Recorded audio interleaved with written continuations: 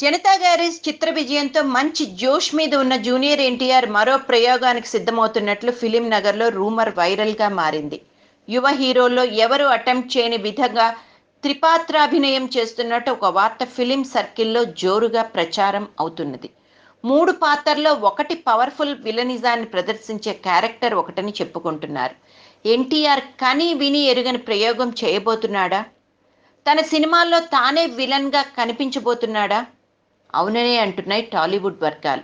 ఎన్టీఆర్ కథానాయకుడిగా బాబీ దర్శకత్వంలో ఓ చిత్రం రూపుదిద్దుకుంటున్న సంగతి తెలిసిందే. ఇందులో ఎన్టీఆర్ త్రిపాత్రాభినయం చేస్తున్నాడు.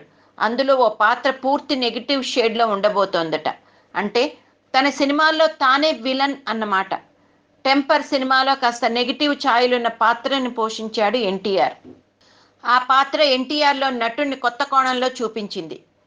టెంపర్ ఇచ్చిన ధైర్యంతోనే ఎన్టీఆర్ ఇప్పుడు ఇలాంటి డేరింగ్ స్టెప్ వేయబోతున్నాడని తెలుస్తోంది.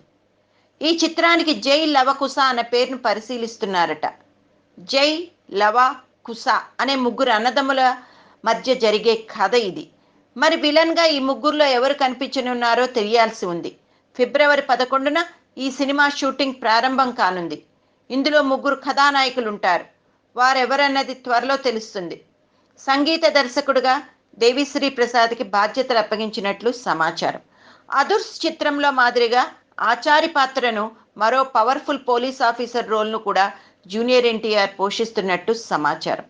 అయితే దీన్ని అధికారికంగా జూనియర్ ధృవీకరిస్తేనే తప్ప ఈ వార్త రూమర్ కాదని తేలుతుంది.